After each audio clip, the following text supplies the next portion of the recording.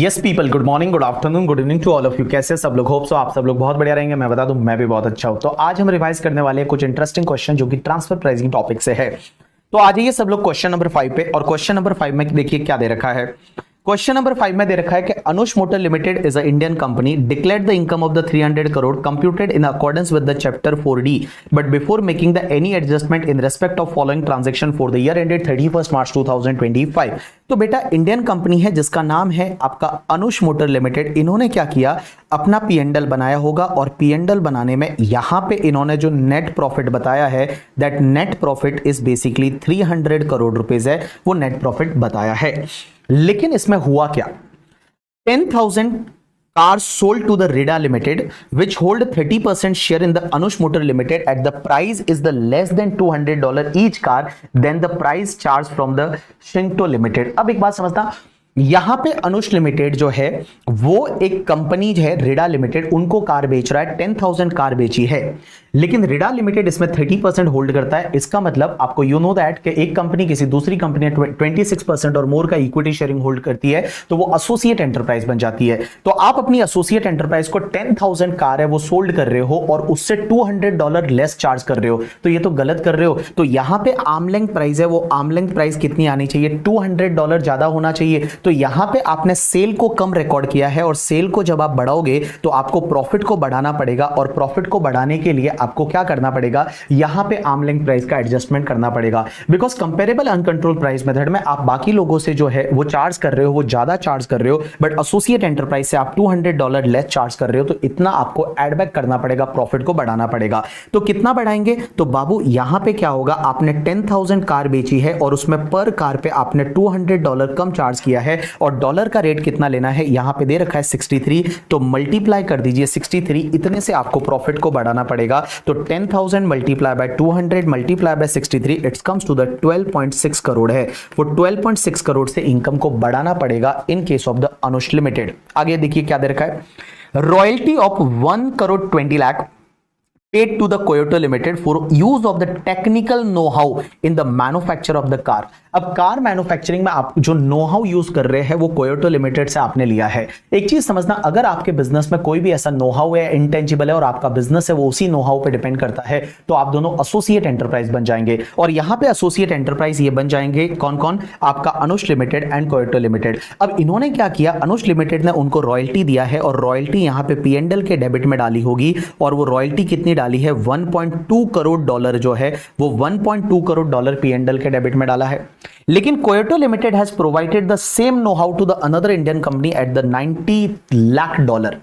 $90 लाख में ये same know how जो है वो कंपनी दे रही है, तो आप उसको ज्यादा पे कर रहे हो। तो ज्यादा पे कर रहे हो तो आपने पी&एल के डेबिट में ज्यादा खर्चा डाला है, तो भैया आपने अपना प्रॉफिट कम किया है, तो आप आर्म लेंथ प्राइस पे यहां पे कितना डाल सकते हो, $90 लाख डाल सकते हो। तो $90 लाख डाल सकते हो। इसका मतलब क्या हुआ कि आपने $30 लाख है वो ज्यादा डाला है, तो $30 लाख को वापस से एड बैक कर दो, तो $30 लाख मल्टीप्लाई बाय, आप देखेंगे $30 लाख मल्टीप्लाई बाय $1 का रेट है वो कितना है, 63 है। तो $30 lakh multiply by 63, it's comes to the 18.9 crore है। तो 18.9 करोड़ से हम क्या करेंगे, अनुष लिमिटेड का इनकम है वो बढ़ा देंगे।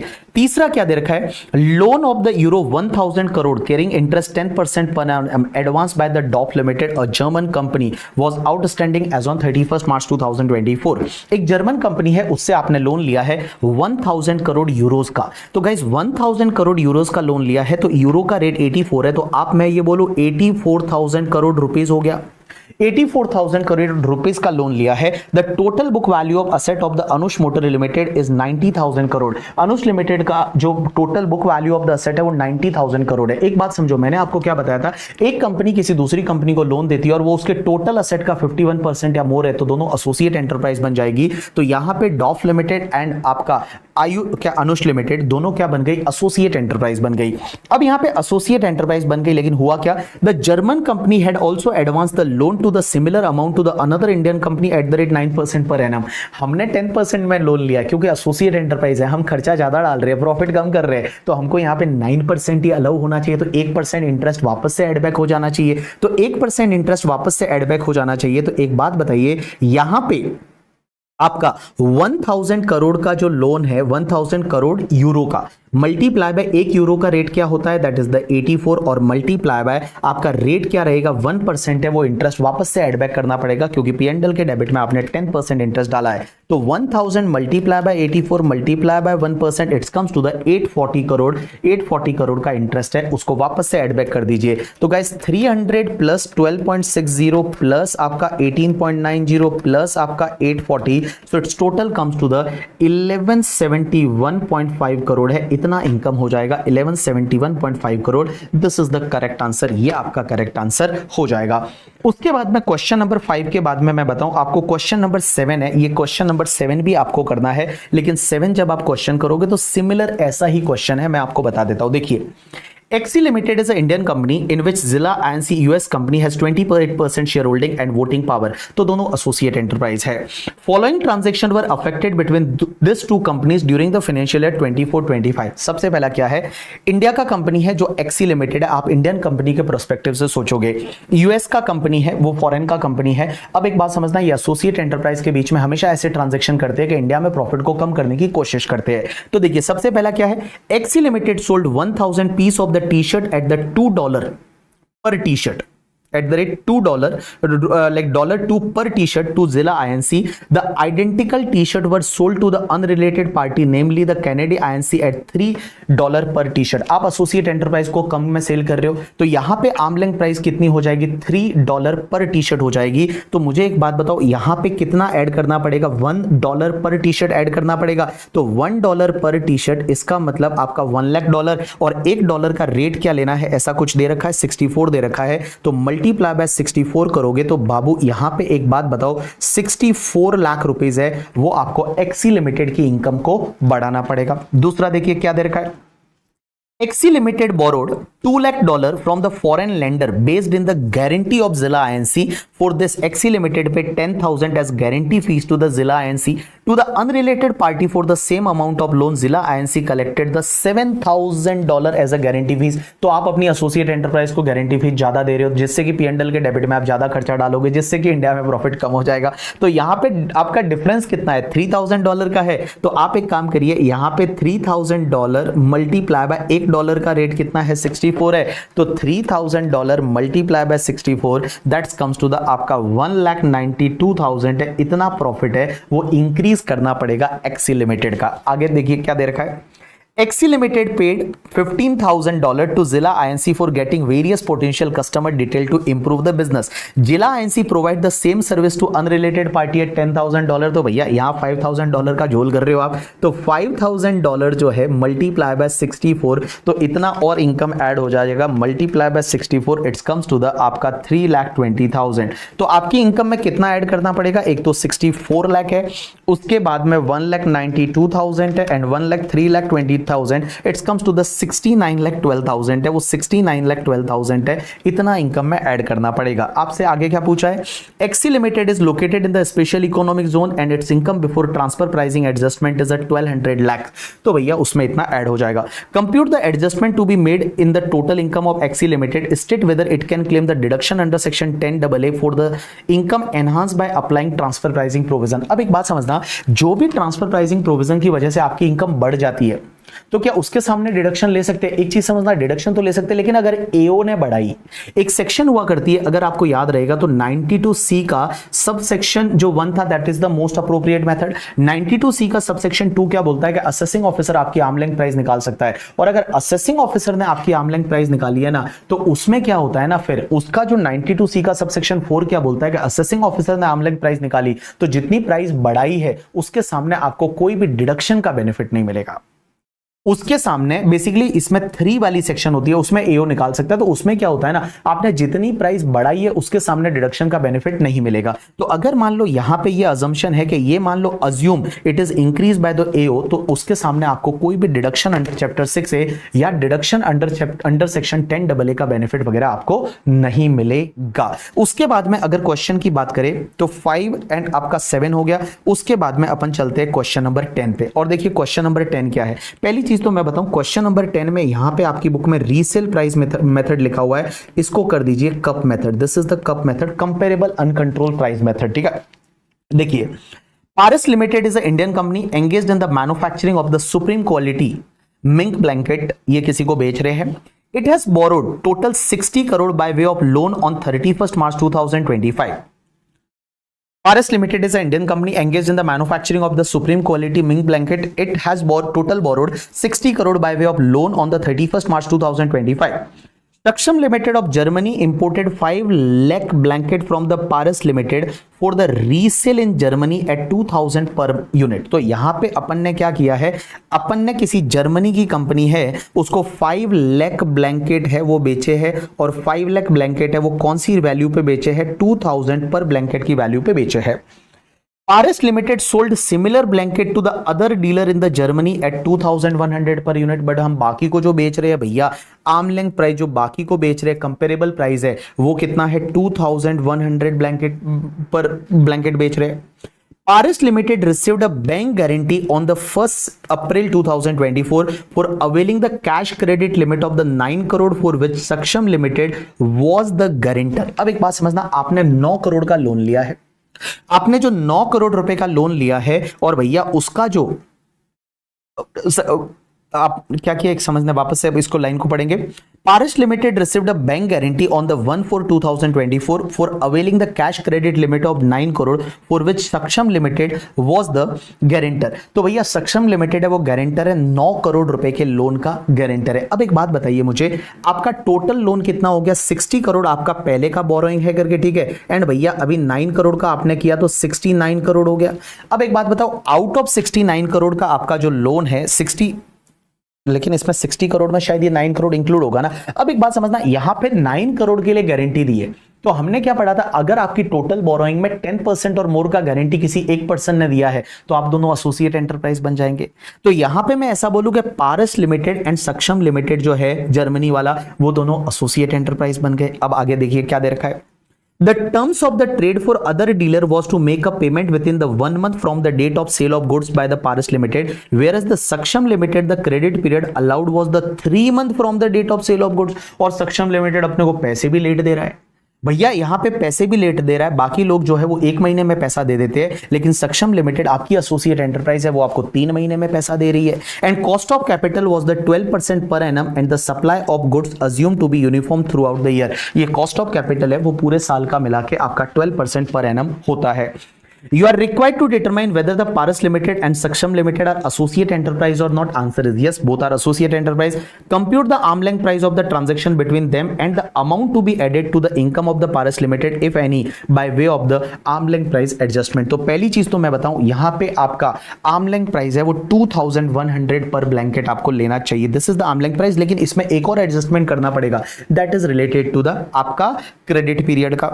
Assume that all above transaction to the transfer price have been made suo motu by the Paras Limited in its return of income, and what is the time limit of the repatriation of such excess money?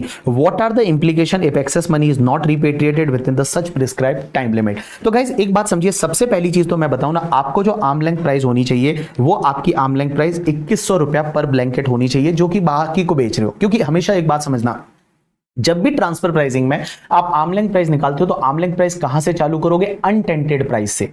Unattended price का मतलब होता है unbiased price, जो बायस price नहीं है, जो आपकी influence price नहीं है, वो वाली प्राइस तो कौन सी है, जब आप आउटसाइडर को बेच रहे हो।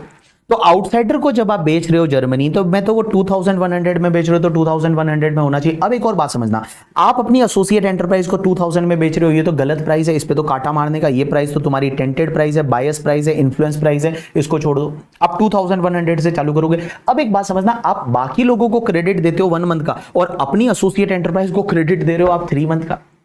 तो 3 मंथ का जब आप क्रेडिट दे रहे हो तो भाई साहब यहां पे तो आप क्रेडिट भी ज्यादा दे रहे हो 2 महीने का। तो एक बात बताओ, आपका 2100 जो है वो 2100 मल्टीप्लाई बाय आपका 12% की रेट से और मल्टीप्लाई बाय 2/12, तो आपका क्रेडिट का कॉस्ट कितना आएगा, 2100 multiply by 12% multiply by 2 divide by 12, it's comes to the 42 rupees.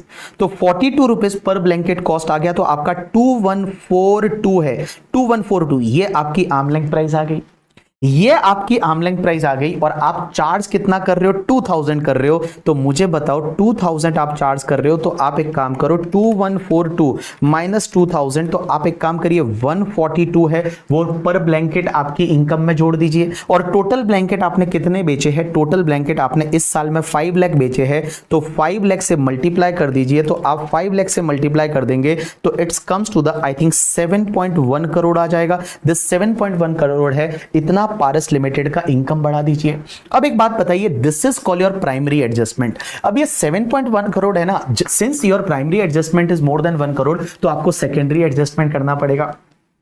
Secondary adjustment में क्या होता है, या तो ये पैसा जो है ये 90 डेज के अंदर अंदर इंडिया में ला लीजिए from the date of the return filing. तो जो आपका due date of return filing रहेगा, वो due date of return filing से आप एक काम करिए, जो आपका due date of return filing transfer pricing के केस में जो due date of return filing रहता है, वो due date of return filing रहता है 30th नवंबर। तो 30th नवंबर से लेकर 90 डेज के अंदर अंदर वो पैसा इंडिया में रीपेट्रिएट कर लीजिए। अगर आप रीपेट्रिएट कर लेते हैं तो ठीक है, नहीं तो फिर क्या होगा, उसको माना जाएगा आपने उसको लोन दे रखा है, और लोन दे रखा है तो उस पर्टिकुलर केस में आपकी इंटरेस्ट इनकम हर साल जोड़ते जाएंगे। हर साल इंटरेस्ट इनकम में वो जोड़ते जाएंगे, जब तक वो पैसा रीपेट्रिएट इंडिया में नहीं होता तब तक उसको आपको इंटरेस्ट इनकम में जोड़ते जाएंगे। अब एक और चीज समझना, यहां पे सर इंटरेस्ट का रेट क्या लेंगे, तो जिस प्रीवियस ईयर में इंटरेस्ट इनकम बन रही है उस प्रीवियस ईयर के 1 अप्रैल को जो भी आपका आरबीआई का रेट रहेगा, जो भी आपका आरबीआई का रेट रहेगा करके, ठीक है, जो भी आपका आरबीआई का रेट रहेगा प्लस 3.25%, सॉरी एसबीआई का रेट। तो जो एसबीआई का 1 ईयर का 1 अप्रैल ऑफ प्रीवियस ईयर को जो लैंडिंग रेट रहेगा उसमें फिर आप 3.25% ऐड कर दीजिए, बिकॉज ये ट्रांजैक्शन इंडियन करेंसी में है। तो उस इंटरेस्ट रेट से उसको इंटरेस्ट इनकम बनाते जाइए जब तक कि वो पैसा इंडिया में रीपेट्रिएट नहीं होता है। लेकिन अभी पता है 2 साल पहले निर्मला सीतारमण जी ने एक ऑप्शन दिया है कि आप एक काम करो, वो पैसा रीपेट्रिएट नहीं कर पाते हो तो कोई बात नहीं, उस अमाउंट पे आप 20.9664% की रेट से टैक्स भर दो। और ये 20.9664% कहां आया, टैक्स 18% है, surcharge 12%, health and education cess 4%, इतना आप टैक्स भर दो। अगर आपने इतना टैक्स भर दिया तो फिर आपका सेकेंडरी एडजस्टमेंट करने की जरूरत नहीं है। यू गॉट माय पॉइंट और not? Yes. So this is the question number 10। Now let's start with the question number 11। Question number 11 है वो आपके कॉस्ट प्लस मेथड से क्वेश्चन है।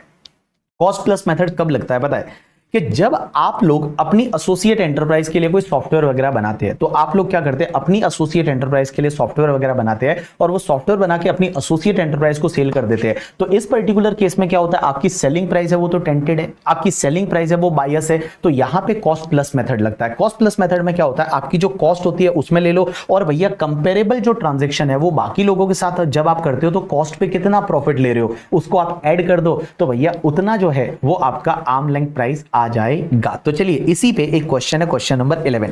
क्वेश्चन नंबर 11 क्या बोलता है, horizon limited is a Russian company, Russia company hold 35% in the Identica Limited is a India. Identica Limited develop a software and does both on-site and off-site consultancy service for the customer.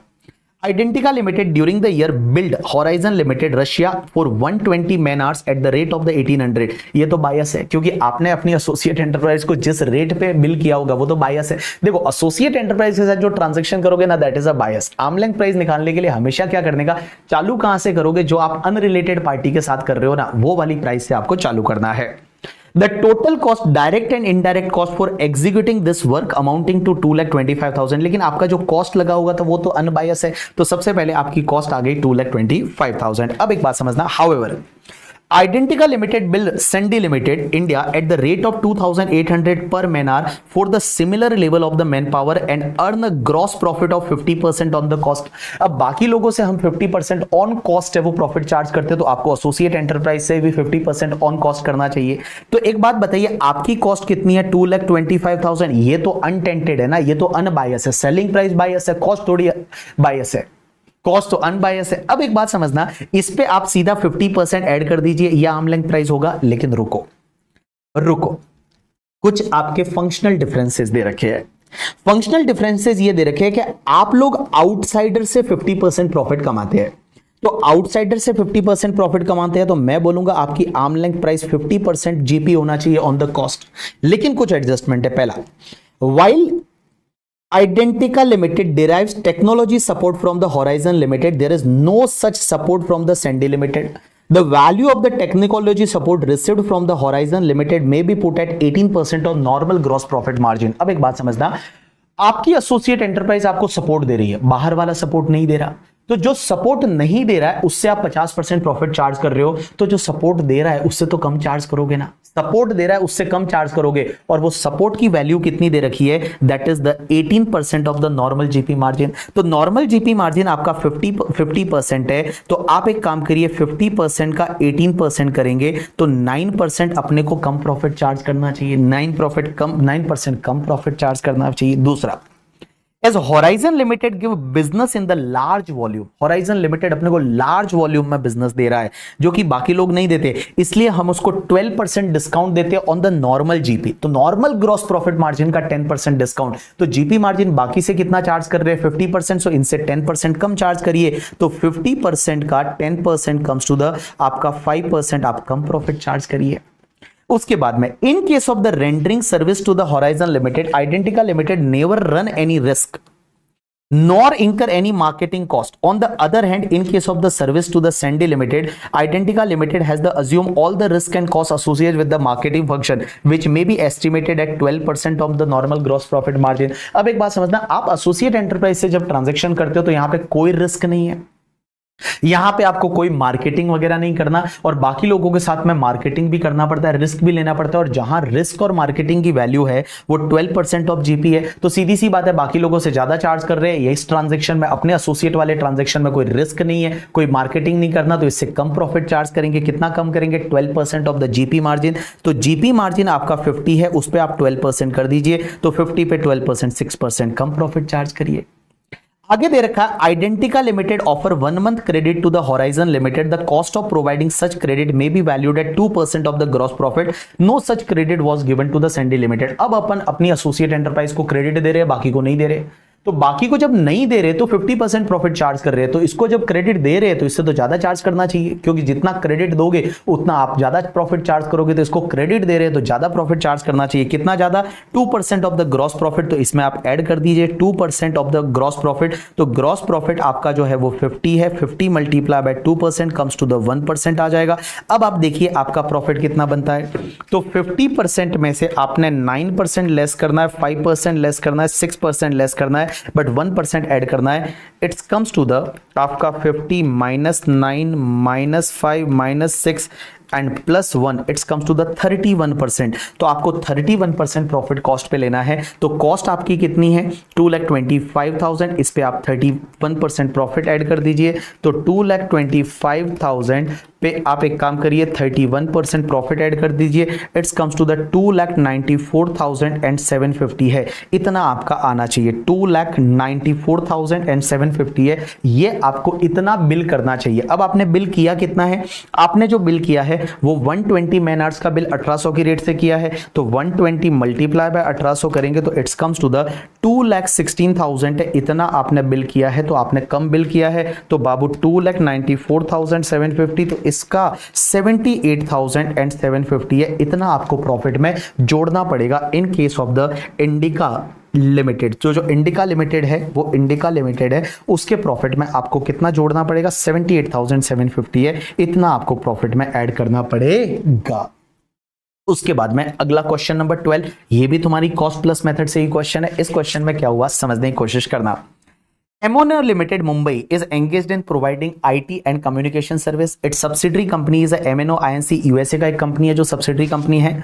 During the previous year 24-25, MNO Limited has provided such service to the MNO INC and similar type of service were also provided to the HTY Limited Hong Kong.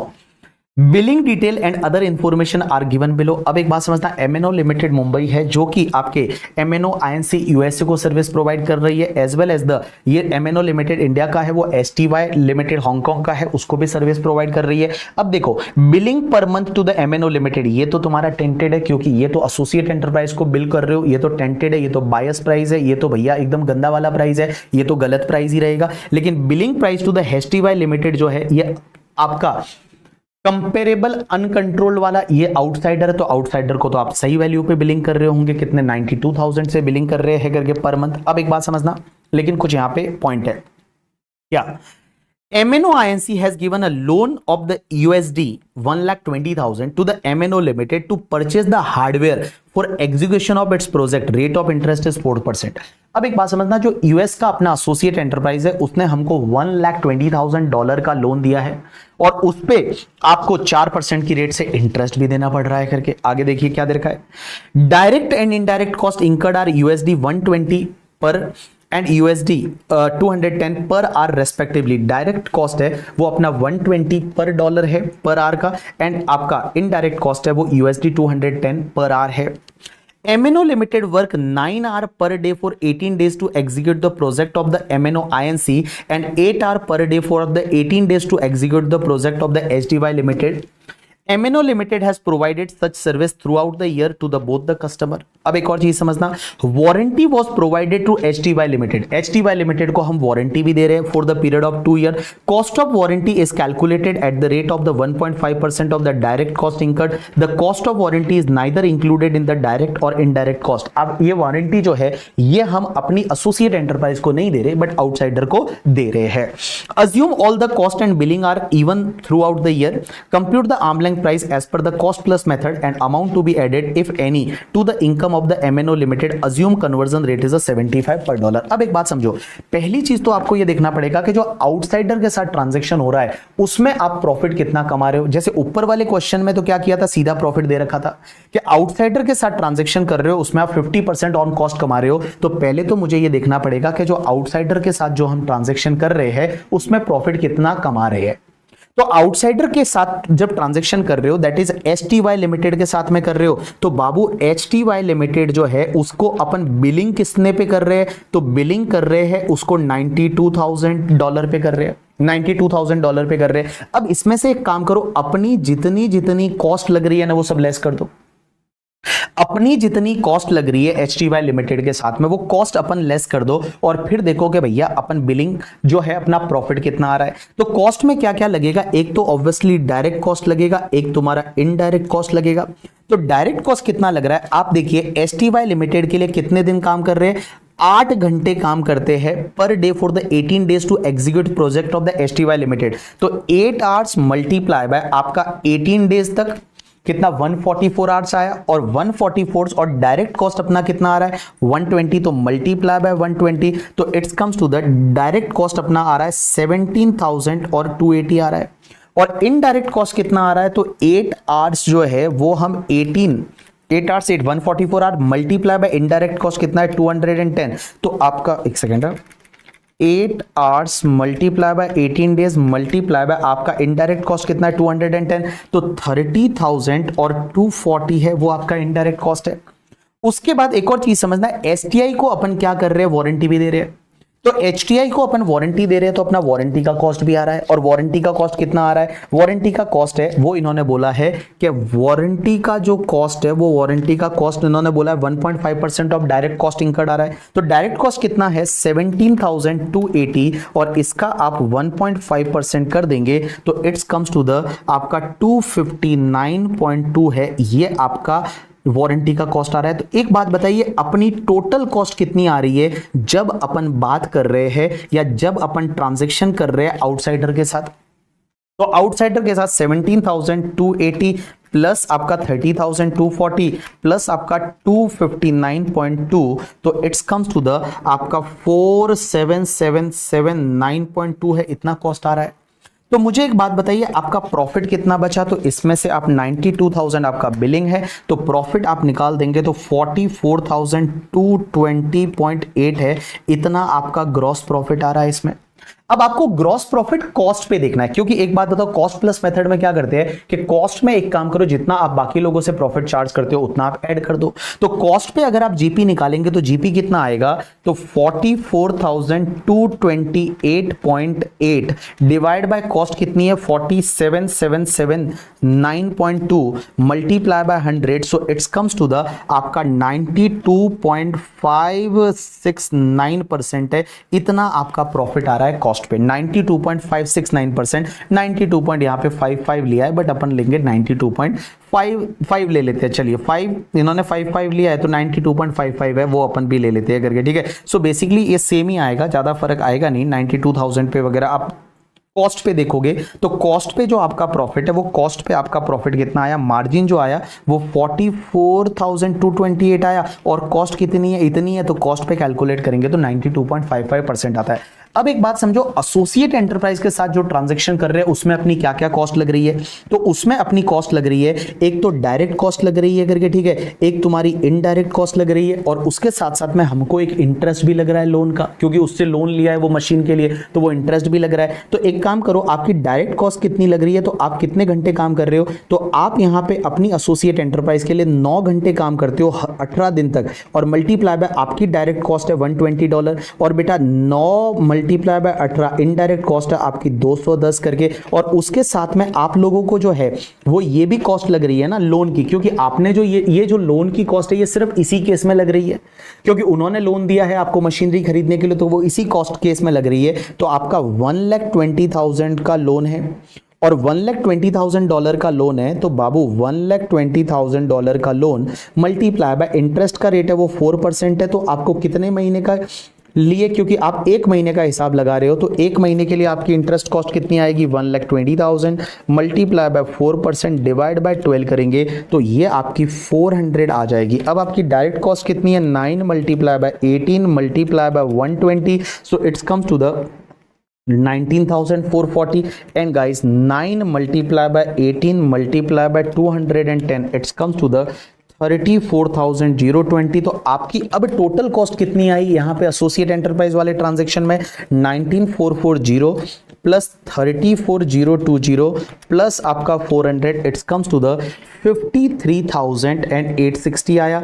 अब एक काम करो, इसमें आप ये add कर दो ना, 92.55% का जीपी है, जो जीपी कॉस्ट पे है, तो यही तो अपना कॉस्ट आया, तो इस पे आप ऐड कर दो, तो ये आपकी आर्म लेंथ प्राइस आ जाएगी। तो ये आपकी आर्म लेंथ प्राइस आएगी 53,860 प्लस कर दीजिए 92.55%, इट्स कम्स टू द 1,03,703। और अब आप कितने पे बिलिंग कर रहे हैं, तो मैं बताऊं, आप जो बिलिंग कर रहे थे वो बिलिंग कर रहे हैं यूएसडी में कितने पे, 85 पे, तो माइनस कर दीजिए 85,000, तो प्रॉफिट कितना बढ़ाना पड़ेगा, 18,707 है, वो 18,707 है, उतना आपको प्रॉफिट है वो बढ़ाना पड़ेगा। तो 18 वो आपको रुपीज में कन्वर्ट कर दोगे तो आपको सही आंसर मिल जाएगा, तो ये आंसर आपको मिल जाएगा। तो देखो एक बात बताऊं, कॉस्ट प्लस मेथड में होता क्या, देखो नाम से पता चलता, देखो मैं आपको बताऊं ना, जो 5 मेथड है ना उसमें आपको सबका एसेंस है कि इस मेथड में करना क्या है, मेथड के नाम से ही पता चलता है।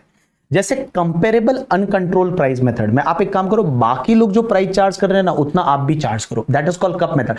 कंपेरेबल अनकंट्रोल प्राइस मेथड, और जो कप वाला जो दूसरे लोग जो चार्ज कर रहे हैं वो प्राइस ले लो और उसमें एडजस्टमेंट कर लो। रीसेल प्राइस मेथड कब लगता है पता है, नॉर्मली कि जब आप किसी एसोसिएट एंटरप्राइज से खरीदते हो और आप आउटसाइडर को रीसेल करते हैं, तो उसमें रीसेल प्राइस मेथड में आर्म लेंथ प्राइस कैसे निकालते हैं, रीसेल प्राइस कितना है वो ले लो, रीसेल प्राइस कितना है वो ले लो, और माइनस आपका जो नॉर्मल जीपी मार्जिन है, बाकी लोग कितना चार्ज करते हैं उतना लेस कर दो तो आपको मिल जाएगा, और आपके परचेज रिलेटेड खर्चे लेस कर दो तो आपको मिल जाएगा arm length price. Cost plus method में क्या होता है पता है तुमको, कॉस्ट प्लस मेथड कब लगती है कि आप जब कोई भी गुड्स मैन्युफैक्चर करके सिर्फ अपनी एसोसिएट एंटरप्राइज को बेचते हो, नॉर्मली ये सॉफ्टवेयर इंडस्ट्री में होता है, तो आपकी टोटल कॉस्ट कितनी लग रही है पहले वो ले लो, आपकी टोटल कॉस्ट कितनी लग रही है वो ले लो, और टोटल कॉस्ट में एक काम करो, ऐड करो जो जीपी मार्जिन बाकी लोग कितना चार्ज कर रहे हैं, बाकी लोग ऐसे ट्रांजैक्शन में कितना चार्ज कर रहे हैं, वो जीपी मार्जिन आप ऐड कर दो तो आपको आर्म लेंथ प्राइस मिल जाएगी। तो इन दोनों क्वेश्चन में अपन ने यही किया है। पहले वाले क्वेश्चन में क्या था, होराइजन वाले में जीपी दे रखा था, होराइजन वाले में जीपी दे रखा था कि भाई बाकी लोग, बाकी जो है वो 50% है, वो आपका अनकंट्रोल्ड जीपी है, तो उसमें जीपी में एडजस्टमेंट करके और अपन ने अपने कॉस्ट पे ऐड मार दिया 31%। इसमें क्या था कि बाकी वाला जो दूसरा आउटसाइडर ट्रांजैक्शन था वहां पे जीपी दे नहीं रखा था, अपने को कैलकुलेट करना था, तो अपन ने यहां पे कैलकुलेट किया कि भाई आउटसाइडर के साथ ट्रांजैक्शन कर रहे हैं तो हम कॉस्ट पे जीपी 92.569% ले रहे हैं, तो आप एक काम करो, जो एसोसिएट एंटरप्राइज के लिए ट्रांजैक्शन किया उसमें जो कॉस्ट आई उसमें भी इतना आप जीपी ऐड कर दीजिए, उसमें भी आप इतना जीपी है वो आप ऐड कर दीजिए। यू गॉट माय पॉइंट और नॉट? यस। चलिए उसके बाद में एक और मेथड आती है, that is the transactional net margin method. ये तो बड़ी सिंपल मेथड है। ये मेथड क्या बोलती है बताए कि भाई बाकी लोग जितना प्रॉफिट चार्ज कर रहे हैं वो सेल पे हो सकता है, कॉस्ट पे हो सकता है, कैपिटल एम्प्लॉयड पे हो सकता है, किसी पे भी हो सकता है। बाकी लोग जितना प्रॉफिट चार्ज कर रहे हैं उतना का उतना आप भी चार्ज कर लो, बाकी लोग जितना प्रॉफिट चार्ज कर रहे हैं उतना का उतना आप भी चार्ज कर लो। That is called transactional net margin method. देखिए इस मेथड में क्या होता है, try to understand. Beta Inc. having its business in Singapore has advanced a loan of the SD 1,60,000 to the Beta Limited Mumbai. तो Beta Limited Mumbai ने loan लिया है 1,60,000 आपके सिंगापुर डॉलर का, और सिंगापुर डॉलर की रेट 45 है, तो 1,60,000 multiply by 45 it's comes to the 72 lakh rupees का लोन लिया है हमने। Book value of total asset of beta limited is 125 है। एक बात बताओ, 72 लाख का लोन लिया और 125 लाख की बुक वैल्यू है, तो वन असेट की तो मल्टीप्लाई बाय 100। एक बात बताओ, यहां पे 70 ने कितना लिया, 1,60,000 multiply by 45, so it's come to 72 divide by 125 multiply by 100। तो अपन ने लोन लिया है वो 57.6% of the total asset, book value of the asset का है।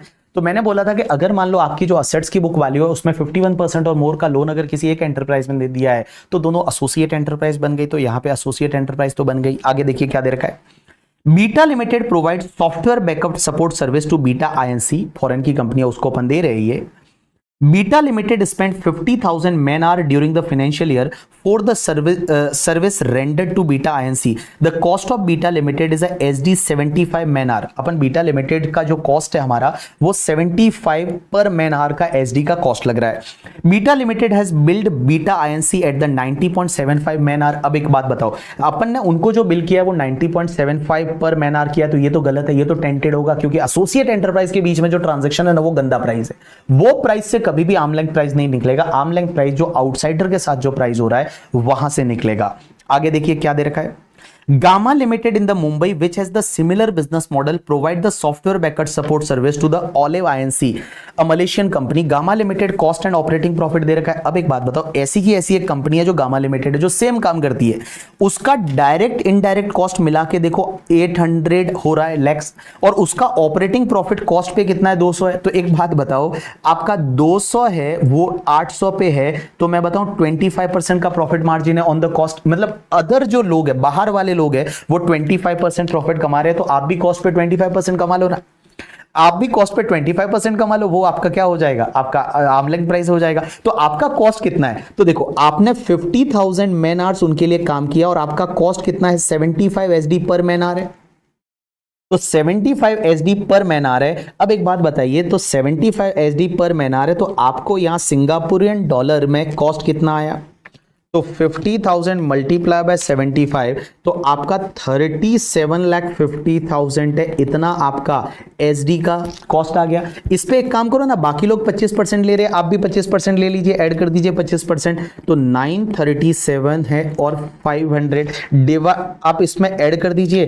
तो अगर आपने इसमें ऐड किया तो आपका बिलिंग होना चाहिए था 4687 एंड 500, इतना एसडी का बिलिंग होना चाहिए था।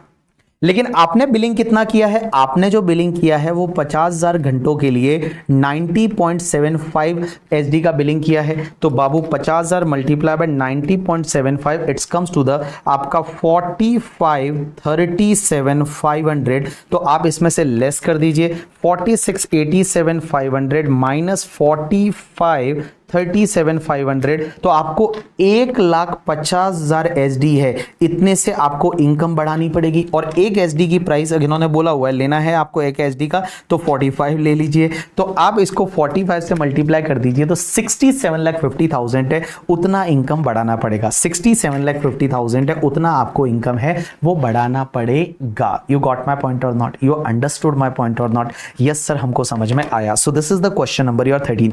उसके बाद में अगर मैं क्वेश्चन की बात करूं तो क्वेश्चन नंबर आपका जो है that is the question number 20। Question number 20 क्या बोलता है, समझने की कोशिश करना। ये सेकेंडरी एडजस्टमेंट से रिलेटेड क्वेश्चन है। On 1/4/2024 Vihaan limited is a Indian company advance a loan of the 6 crore to the Yuvan INC, a company resident in Singapore. तो सिंगापुर की कंपनी को हमने 6 करोड़ का लोन दिया। As on the date of the loan, the book value of total asset in the books of accounts of that company is a 4 crore. अब total asset की value 4 crore है और लोन ही 6 करोड़ का दिया है। तो एक बात बताओ, 6 करोड़ का लोन दिया 4 करोड़ की असेट पे, तो यहां तो लोन ही आपका 150% है, तो 51% और more of the book value of the asset का अगर मान लो लोन लिया है किसी ने, तो वो दोनों एसोसिएट एंटरप्राइज बन गई। In the financial year 23-24 Yuvan INC has revalued its asset and according to the value of asset is increased by the 2 crore. Yuvan Limited paid the entire loan along with the interest thereon on the 31st August 2024. But during the previous year 24-25, Vihan Limited also entered into the agreement with the Yuan Limited to provide 20,000 medical equipment. एक बात बताओ, अगर loan जो है ना वो at any time during the previous year, आप एक चीज ध्यान रखना, पूरे साल में कभी भी अगर आप एसोसिएट एंटरप्राइज हो ना, तो उस पर्टिकुलर केस में पूरे साल में आप अगर कभी भी एसोसिएट एंटरप्राइज हो तो ट्रांसफर प्राइसिंग का प्रोविजन लगेगा। अब इन्होंने क्या किया यहां पे समझने, ड्यूरिंग द फाइनेंशियल ईयर जो विहान लिमिटेड जो है वो इंडिया का कंपनी है, also entered into agreement with the associate enterprise. 20,000 medical equipment है वो उसको सप्लाई किए है at a cost of 7,400 per unit, 7,400 unit से सप्लाई किए है। The assessing officer treat them as associate enterprise, दोनों है ही है। Want to the recompute the income of the Vihan Limited at arm length price? You are required to answer the following question. Would Vihan Limited treated as associate enterprise? Answer is yes. Both are the associate enterprise, क्योंकि आप loan देखोगे वो 150% of the book value of the asset, अगर 51% और more of the book value of total asset of other enterprise आपने loan एक ही enterprise से लिया है तो दोनों ऐसे भी एसोसिएट एंटरप्राइज बन जाते हो। तो दूसरा क्वेश्चन क्या है, calculate the arm length price of the Vihan limited, जो इंडियन कंपनी है, अगर सेम इक्विपमेंट वो किसी और को 9,000 पर यूनिट में बेच देते हैं या 9,500 पर यूनिट में बेचते हैं एक्स एलएलपी को, तो वाई लिमिटेड को 9,000 में बेच रहे हैं, एक्स एलएलपी को 9,500 में बेच रहे हैं। Both of them are the unrelated party in respect of the Vihan limited. Vihan limited is not a wholesale trader. तो एक बात बताओ गाइस, यहां पे क्या हुआ, अपन एसोसिएट एंटरप्राइज को ये जो इक्विपमेंट है वो 7,400 में बेच रहे हैं, लेकिन बाकी दो लोग हैं जिसको एक को हम 9,000 में बेच रहे हैं और एक को 9,500 में बेच रहे हैं, तो ये तो बेटा एक से ज्यादा आर्म लेंथ प्राइस आ गई by CUP method. Comparable uncontrol price method से एक से ज्यादा आर्म लेंथ प्राइस आती है, तो आपको पता है एवरेज करना पड़ता है under section 92C sub section 2, और एवरेज कर दिया तो एवरेज मिल गया 9250। This is the arm length price. अब एक बात बताओ, एक्चुअल ट्रांजैक्शन प्राइस कितनी है 7,400 और आर्म लेंथ प्राइस कितनी है 9250। अगर मान लो ये जो average arm length price I और एक्चुअल ट्रांजैक्शन प्राइस आई, इसके बीच में डिफरेंस अगर 3% तक का ही है, इसके बीच में जो डिफरेंस है वो अगर मान लो अप टू 3% है एक्चुअल ट्रांजैक्शन प्राइस का, तो एक्चुअल ट्रांजैक्शन प्राइस ही आपकी आर्म लेंथ प्राइस हो जाएगी। लेकिन यहां पे डिफरेंस है वो आपका 3% से ज्यादा है, तो बेटा 9250 है वो आपकी आर्म लेंथ प्राइस होगी। और 9250 आर्म लेंथ प्राइस होती है, तो इसमें से आप 7,400 है वो लेस कर दीजिए, तो 9250 minus 7,400 it's comes to the 1850 है। इतना प्रॉफिट में ऐड करेंगे और कितने यूनिट आपने इसको बेचे हैं, तो यहां पे 20,000 बेचे हैं, तो 20,000 मेडिकल इक्विपमेंट, तो multiply by 20,000 it's comes to the 3 crore 70 lakh. 3 crore 70 lakh है वो 3.7 करोड़ है। इतने का आपको प्राइमरी एडजस्टमेंट करना पड़ेगा। यहां पे विहान लिमिटेड का इनकम है वो 3.7 करोड़ से बढ़ जाएगा। What are the option available to Vihaan limited in respect of such increase in the transfer pricing by income tax authority? Vihaan limited accept such transfer pricing. एक बात समझना, असेसिंग ऑफिसर ने अगर असेसमेंट ऑर्डर पास किया और उसमें प्राइमरी एडजस्टमेंट किया है 3.7 करोड़ का, तो जब 3.7 करोड़ का यहां पे प्राइमरी एडजस्टमेंट किया है, अमाउंट 3.7 करोड़ ही आया ना, या 3.7 करोड़ का प्राइमरी एडजस्टमेंट किया है, तो इनको ये पैसा रीपेट्रिएट करना पड़ेगा इंडिया में with in the 90 days of the order. अगर 90 डेज के अंदर अंदर रीपेट्रिएट किया तो चलेगा, अगर नहीं किया तो भैया ये माना जाएगा it is a loan to the associate enterprise, और यहां पे आपको इंटरेस्ट इनकम बनानी पड़ेगी एज अ सेकेंडरी एडजस्टमेंट। एक और दूसरा ऑप्शन ये होता है कि एक काम करो ना, 3.7 करोड़ पे सीधा आप टैक्स भर दो और आप 20.9664% की रेट से टैक्स भर देते हो, तो इस पर्टिकुलर केस में फिर आपका आगे सेकेंडरी एडजस्टमेंट नहीं होगा। यू गॉट माय पॉइंट और not? This is the question number your 20 करके। उसके बाद में एक और मैंने आपको क्वेश्चन दिया था 23। अब मैं 23 तो आपको नहीं कराऊंगा, ये आप ही करोगे। ये वही वाली बात है, ये वही वाली बात है कि भैया एक बात बताओ, आपकी एक से ज्यादा अगर आर्म लेंथ प्राइस हो जाती है तो उस पर्टिकुलर केस में क्या होगा? तो एक से ज्यादा आर्म लेंथ प्राइस होती है ना, तो उस पर्टिकुलर केस में क्या होता है, एक से ज्यादा अगर मान लो आपकी आर्म लेंथ प्राइस है तो आपको क्या करना पड़ता है, अर्थमेटिक मीन लेना पड़ता है, आपको एवरेज लेना पड़ता है। और एक और चीज समझना, अगर मान लो आप जो ट्रांजेक्शन कर रहे हो ना वो किसी एनजीए के साथ कर रहे हो, मीन नॉन उसको क्या बोलते हैं अपन, नोटिफाइड जुरिडिक्शनल एरियाज में कोई पर्सन है उसके साथ ये ट्रांजेक्शन कर रहे हो, तो ये एवरेज तो लेंगे बट वहां पे +-3% का टॉलरेंस बैंड नहीं लगेगा, +-3% का टॉलरेंस बैंड नहीं लगेगा। तो यहां पे बेटा ये वाली जो प्राइस है, ये प्राइस जो है वो आपकी आर्म लेंथ प्राइस बन जाएगी करके, ठीक है। वो +-3% का टॉलरेंस बैंड है वो नहीं लगेगा, ये आपको याद रहेगा। So this is the question number 23। अगर आप देखोगे तो आपका हो जाएगा। उसके बाद क्वेश्चन नंबर 25 है ना, ये क्वेश्चन भी मैंने क्लास में इतनी बार कराया है कि भाई साहब थीन कैपिटलाइजेशन वाला। थीन कैपिटलाइजेशन में क्या होता है कि जब भी आप एसोसिएट एंटरप्राइज से लोन लेते हैं तो उसको जो इंटरेस्ट पे कर रहे हैं ना वो 30% ऑफ द इबिटा से ज्यादा नहीं होना चाहिए। लेकिन एक चीज ध्यान रखना, ये 30% ऑफ इबिटा में ये 30% में टोटल इंटरेस्ट आएगा या सिर्फ एसोसिएट एंटरप्राइज वाला इंटरेस्ट आएगा? राइट आंसर इज, इंस्टीट्यूट ने अभी क्या किया है, कुछ ऐसे सजेस्टेड दिए जिसमें बोले सिर्फ एसोसिएट एंटरप्राइज वाला इंटरेस्ट। ये जो लिमिट लगेगी ना 30% की, वो एसोसिएट एंटरप्राइज को जो इंटरेस्ट देते हैं उसी पे लगेगी। सो 30% ऑफ द इबिटा है, उतना ही इंटरेस्ट है वो अलाउ होता है। और जितना इंटरेस्ट अलाउ नहीं हुआ उसको आप कैरी फॉरवर्ड कर दीजिए, अगले 8 साल तक ले जाइए। और अगले 8 साल में किसी भी ईयर में जब एसोसिएट एंटरप्राइज को इंटरेस्ट दे रहे हो वो इबिटा का 30% के अंदर है तो उस ईयर में आप उसको सेट ऑफ कर दीजिए। This is the question number 25। आप जब करोगे तो आपको समझ में आ जाएगा करके। बहुत ही प्यारा क्वेश्चन है, आपको अच्छा लगेगा। उसके बाद में एक और क्वेश्चन आप करके जाइएगा, that is the question number 28। Question number 28 is related to the APA advance pricing agreement. अब एक बात समझना, मैं इस क्वेश्चन को आपको करा लेता हूं 2 मिनट में, समझने की कोशिश करना। ABC Private Limited, Bangalore, is engaged in the manufacturing of the electronic goods and exporting the same to the various associated and other enterprise across Southeast Asia. तो ये लोग क्या करते हैं, मैन्युफैक्चरिंग करते हैं इलेक्ट्रॉनिक गुड्स और अपनी एसोसिएट एंटरप्राइज को वगैरह बेचते हैं। The report with respect to its international transaction with associate enterprise has been furnished for all the year. All the year का ये लोग international transaction से related जो report होता है वो submit करते हैं। The company has applied for APPA in respect of the transaction with the associate enterprise. Application was filed on the 19 Feb 2024, which was signed on the 5th May 2024. एक चीज समझना, जब आप अप्पा के लिए जाते हो ना तो अप्पा कौन से ईयर से एप्लीकेबल होता है पता है? जिस ईयर में एप्लीकेशन किया ना उसके अगले प्रीवियस ईयर से अप्पा अप्लाई होगा। क्योंकि एप्लीकेशन आपको कब करना पड़ता है पता है? प्रीवियस ईयर स्टार्ट होने से पहले करना पड़ता है। तो आपने एक बात बताओ, यहां पे एप्लीकेशन 15 फेब 2024 को किया तो अप्पा जो आपका एप्लीकेबल होगा वो previous year 24-25, previous year 25-26, previous year 26-27, previous year 27-28 and previous year 28-29। तो ये 5 साल कौन से देखे जाते हैं? मैक्सिमम 5 साल के लिए आप अप्पा में एंटर कर सकते हैं। जिस डेट को एप्लीकेशन किया उसके बाद जो प्रीवियस ईयर चालू होता है ना वहां से वो अप्पा एप्लीकेबल होगा करके, ठीक है। लेकिन आप रोल बैक भी ले सकते हैं। रोल बैक का मतलब क्या होता है कि इसके पिछले 4 साल के लिए आप रोल बैक ले सकते हैं। That is the previous year 23-24, previous year 22-23, previous year 21-22 and guys previous year your 2021। ये आप इसके लिए रोल बैक है वो आप ले सकते हैं। ऐसा ही हुआ 4 साल, क्योंकि आपने 15 फेब 2024 को किया तो प्रीवियस ईयर 24-25 से तो अप्पा लग गया और उसके पिछले वाले जो 4 प्रीवियस ईयर है वो पिछले वाले 4 प्रीवियस ईयर के लिए आप जो है वो रोल बैक ले सकते हैं। यहां पे असेसमेंट ईयर वाइज बात की है तो प्रीवियस ईयर 2021 के लिए असेसमेंट ईयर होगा 21-22, इसके लिए 22-23, इसके लिए 23-24 और इसके लिए 24-25। This is called your assessment year करके, ठीक है। अब एक बात समझना क्या होता है।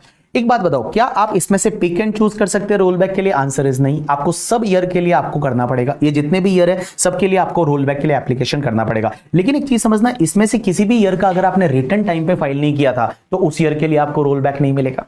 एक और चीज समझना, इसमें से किसी भी ईयर का अगर मान लो कोई मैटर ऐसा है जो आईटेट में था और वो डिसाइडेड हो गया है तो उस ईयर के लिए रोल बैक नहीं मिलेगा। इसमें से किसी भी ईयर के लिए अगर आपने मान लो अपने सीए का रिपोर्ट सबमिट नहीं किया था तो उस ईयर के लिए रोल बैक नहीं मिलेगा। इन किसी भी ईयर में अगर मान लो आपका जो इनकम है वो इनकम आपके रिटर्न इनकम से कम हो रहा है ड्यू टू द अप्पा तो उस ईयर के लिए आपको रोल बैक नहीं मिलेगा। ये अपन ने पढ़ा हुआ है। आगे देखिए क्या दे रखा है।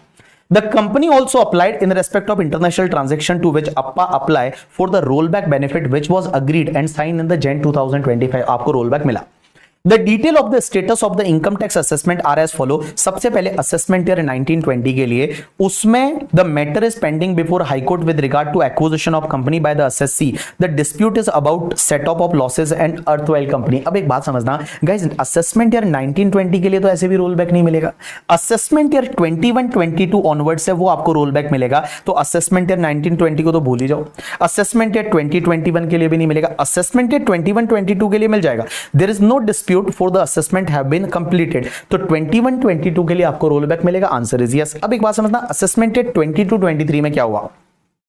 The assessment for the assessment year 22-23 was completed by making reference to the TPO who enhanced the arm length price at the international transaction by 500 crore. इस साल का प्राइस जो था वो टीपीओ को केस ट्रांसफर हुआ था, टीपीओ ने इसकी इनकम है वो 500 लाख से बढ़ा दी थी, 500 लाख से बढ़ा दी थी। लेकिन आगे यहां पे एक नीचे लाइन दे रखा है कि if Appa is applied the arm length price determined for assessment at 22-23 would be get enhanced by the 300 lakh against the 500 lakh originally determined by the TPO।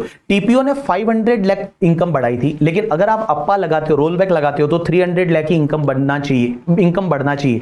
तो क्या इस साल के लिए रोल बैक मिलेगा या नहीं मिलेगा? आंसर इज यस, बिल्कुल मिल जाएगा। आपकी इनकम असेस्ड इनकम से कम हो सकती है, रिटर्न इनकम से कम नहीं हो सकती।